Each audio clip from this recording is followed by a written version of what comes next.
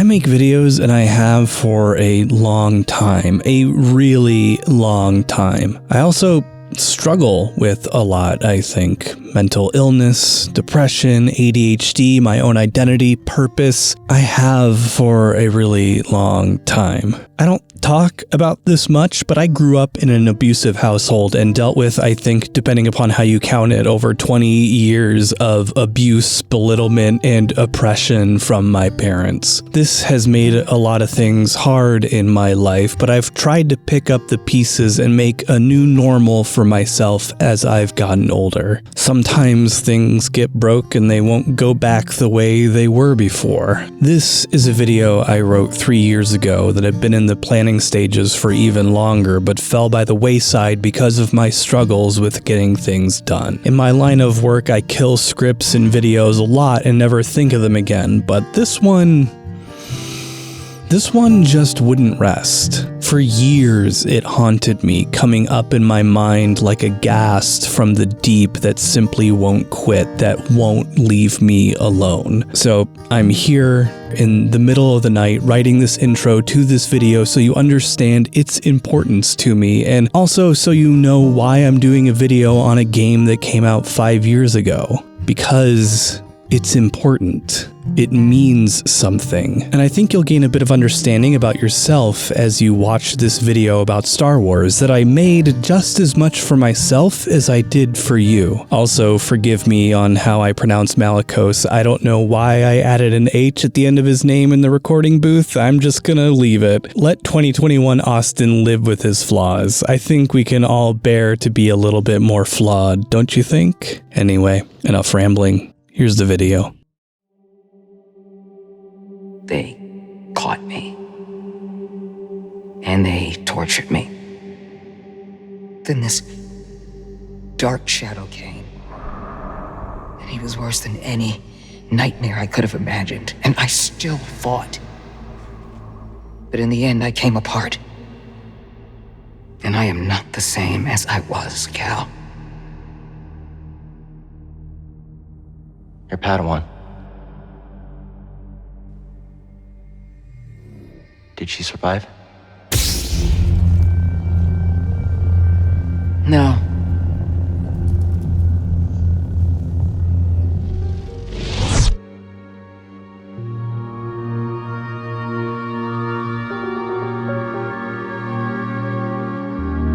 Jedi Fallen Order was one of my favorite games to release in 2019, second maybe only to Sekiro Shadows Die Twice, another game that we'll be talking about on here, maybe sometime soon. The combat was alright, the platforming was better than Dark Souls, but that's not what hooked me, what sunk its fingers into my mind and pulled me apart before putting me back together again. It was the story. Jedi Fallen Order released in the same year, just a month before Episode 9, and it was handily the best Star Wars story of that year, with compelling characters, with individual flaws, humanizing pain, and growth.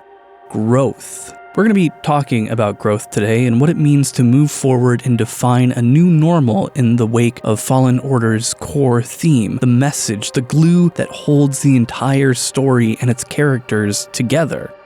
Brokenness. What originally started as a small thought, a little scratch, a tiny nick in my brain has grown wider and deeper as I irresistibly scratch at it, probing for more. It was, at first, really simple. Broken Cal, new line. Broken Seer, new line. Broken Trilla, broken lightsaber again, broken Crystal, broken BD1, broken Malicos, broken Marin, broken Vader. It was a bigger and more intricate web than I initially suspected, and plucking at the various strings for what must be months now has led me to this conclusion. We should talk about this.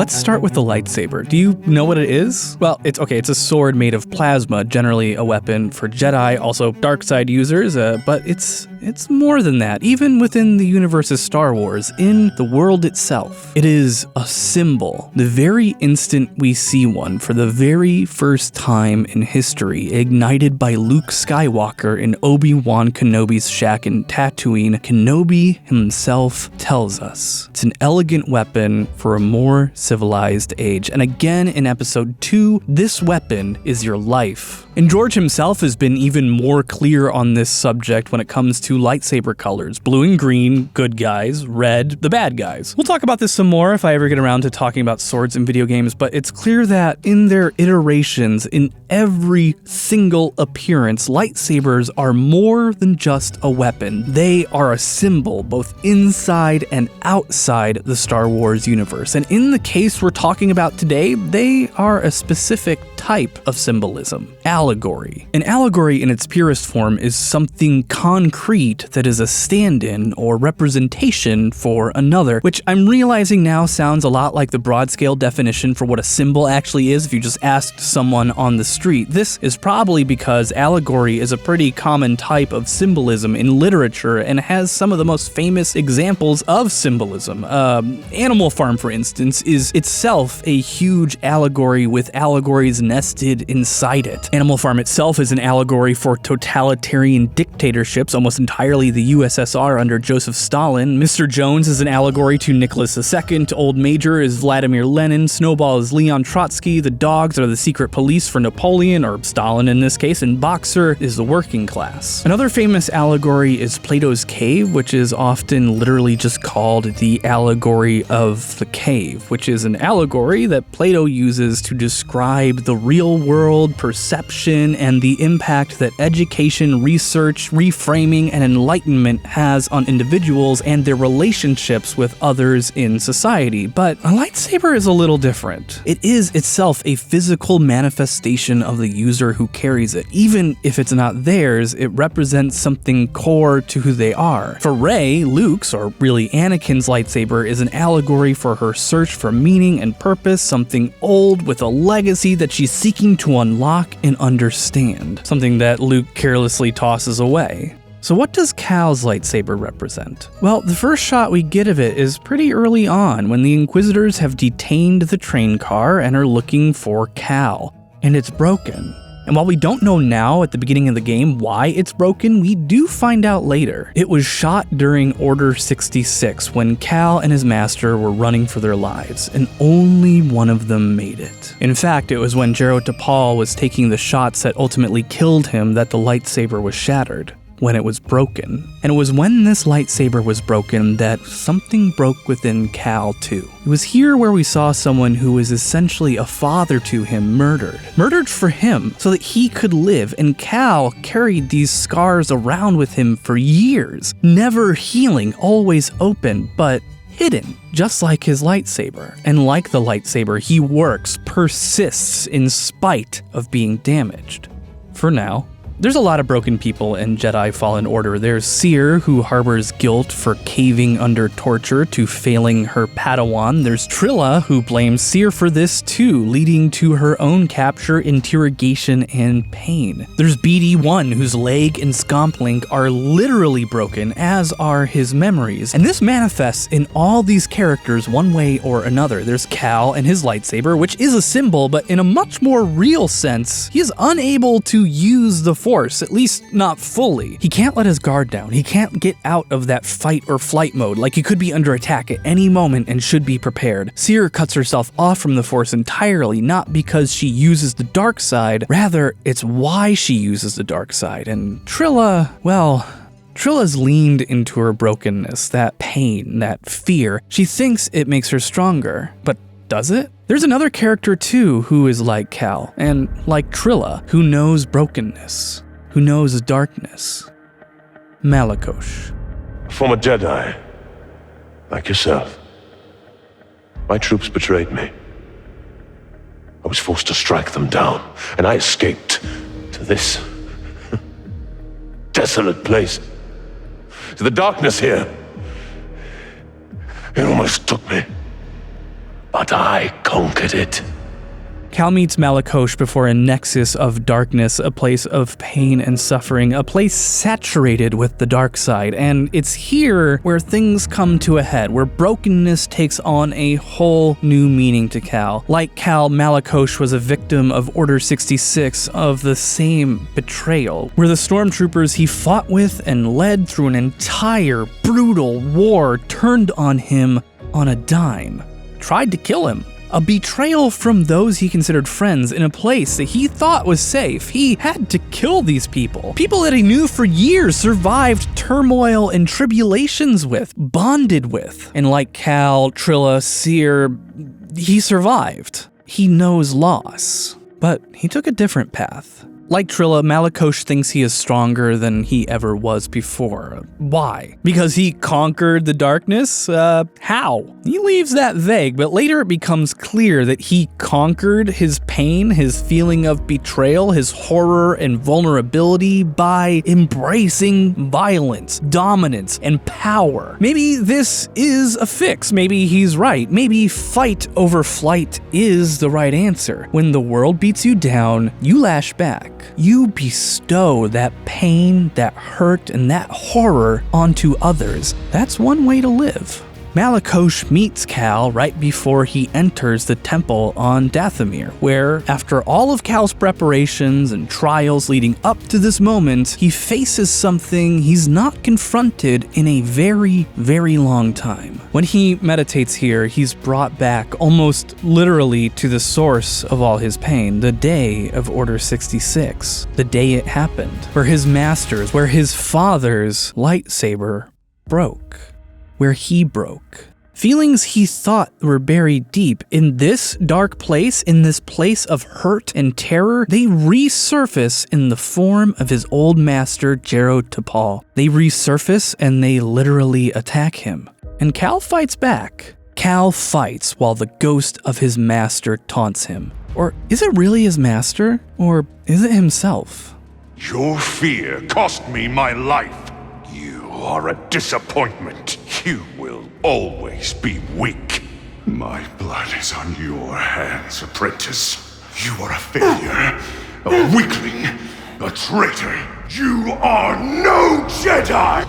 While these are not things Jaro Tapal thinks of Cal, they also are not things that this place of darkness has pulled out of thin air. In Star Wars, the dark side is insidious, but it's not, in these moments of self-reflection, dishonest. And that is the real danger. These words aren't memories. They don't come from Cal's master. They are the things that Cal says about himself, that he believes, that he is responsible, that he is why his master died. Not that a massive government plot involving the dictator of the galaxy brainwashing soldiers into mass exterminating all Jedi. No, it was him and his failure to act, his weakness, that killed Tapal.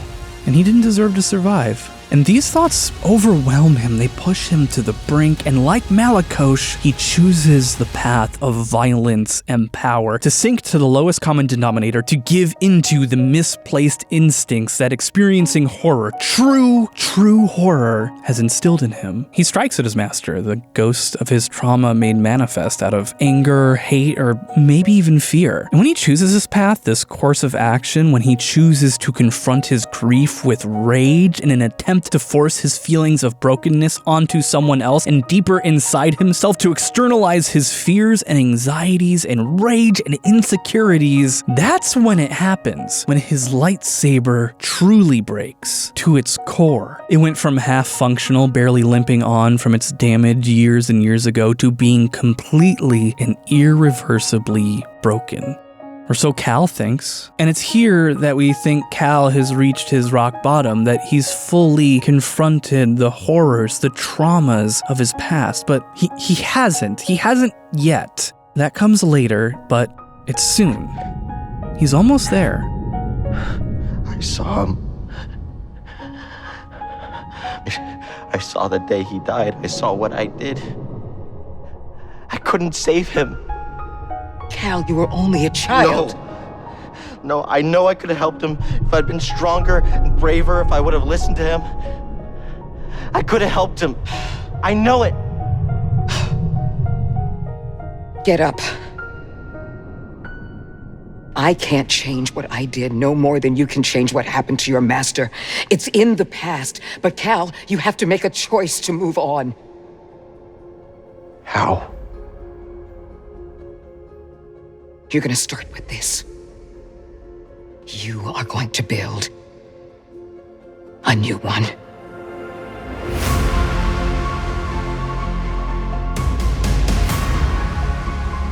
It's here where Cal flies to Ilum to find a new kyber crystal to replace the one that shattered, and he finds one. After barely making it, going through remembrances of his past trainings, after falling into frigid waters, nearly dying, crawling nearly dead, he finally makes it to his replacement crystal, a perfect, pristine gem, unfettered, flawless.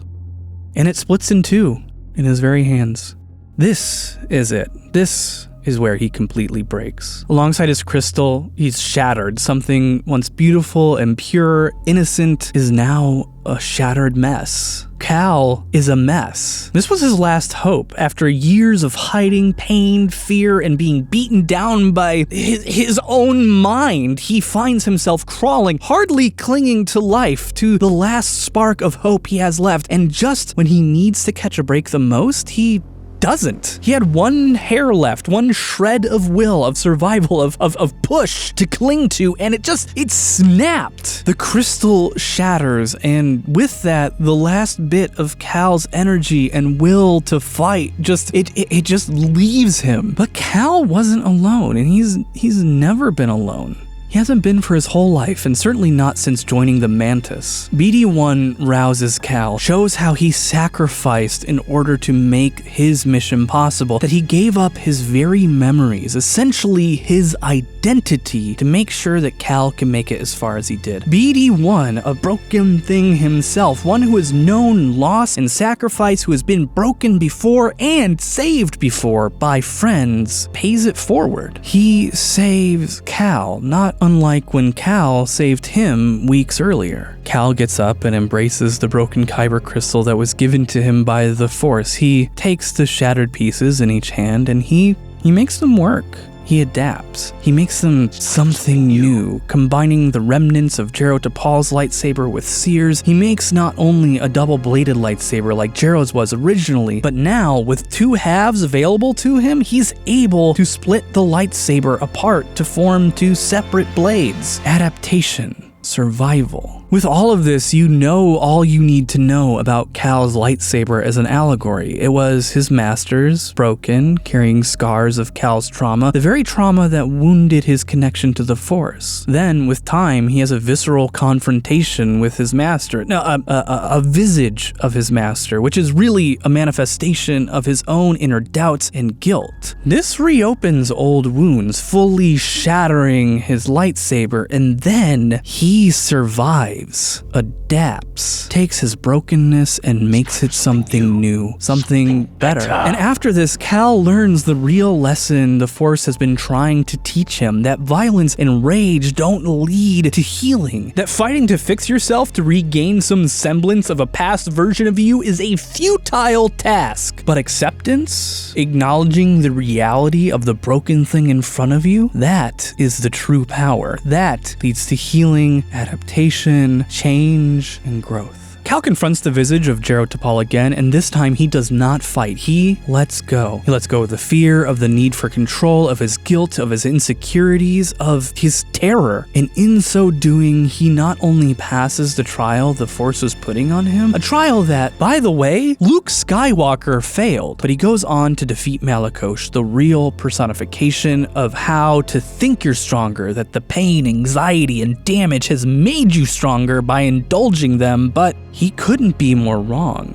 And it cost him his life. Trilla learns the same lesson that Cal does, it's just too late. Cal's lightsaber was broken, then it was made into something new with the help of Seer and BD-1. BD-1 was broken, then he was made into something new with the help of Cal. Seer was broken, then she was made into something new with the help of Cal, BD-1, Trilla, and Grease. So what is Fallen Order trying to say here through Cal's lightsaber? I have one last clip, one last interchange. Trilla, I saw what you've been through. You've experienced great suffering. It's not too late to let it go. Let go. I'm stronger now because of the pain. You're not, Trilla. You are not. You're angry, you're hurting, you're externalizing your trauma, your horror. You're trying to reclaim a feeling of security, of stability and confidence by externalizing your pain and pushing it down, by turning it into a weapon to make others feel small, hurt, and scared, just like you did. But it doesn't make you stronger, it makes you weak. Your refusal to embrace your trauma, to embrace what broke you, what changed you, and acknowledge that you are something different, something that will never be the same thing it was before you lost a war, lost friends, family, and felt betrayal. That refusal to incorporate that new you, to be like, yes, this happened to me and it sucks. It really fucking sucks, but I am alive and I am different, is precisely why you lose to Cal. Your isolation, your belief that your pain, your anxiety, your solitude makes you stronger is precisely why you lose to someone who accepts his weaknesses, who allows himself to be vulnerable, who accepts help from others. You learned the real lesson eventually because of Seer showing real compassion, real contrition. In the end, it is those connections, the human moments, soul to soul, raw, open vulnerability that makes us strong. Acknowledging our failures, our pains, the bad things that happen to us, not turning them into weapons. That is what makes a human being strong. The very thing that they say makes us weak, they're wrong. That's what makes us strong. Maybe there have been times in your life when you felt like you were broken, that the pieces that made you up weren't going to go back together the way they were before, and maybe they won't. Maybe they weren't supposed to. But you're not broken, or rather, not in the way that you think that you are. Sometimes a thing gets broke, can't be fixed, but that's guilt. That's setting yourself up for failure. You can't go back in time. You can't go back to put something together in a way that it was before, and that is okay. That's normal. That's human. Bravery isn't the absence of fear. What's exceptional about being too stupid to know the reality about the horrors that are right in front of your face, or the things that you've experienced? No. Bravery, real bravery, is dependent on fear, of knowing precisely what you've been through, of looking your horrors dead in the eye, your knees shaking, your heart stopping, your eyes full of tears, and saying, I know you. I see you. You did this happened, and you can't stop me. The real strength, the real victory is adaptation. It's survival. It's becoming something new and something better. You're never going to be the same. And that's how it should be. And that's what we can learn from Cal's lightsaber. Not the man they think I am at home. Oh, no, no, no, no. I'm a rocket man. Rocket man, burning out these fuse of hell.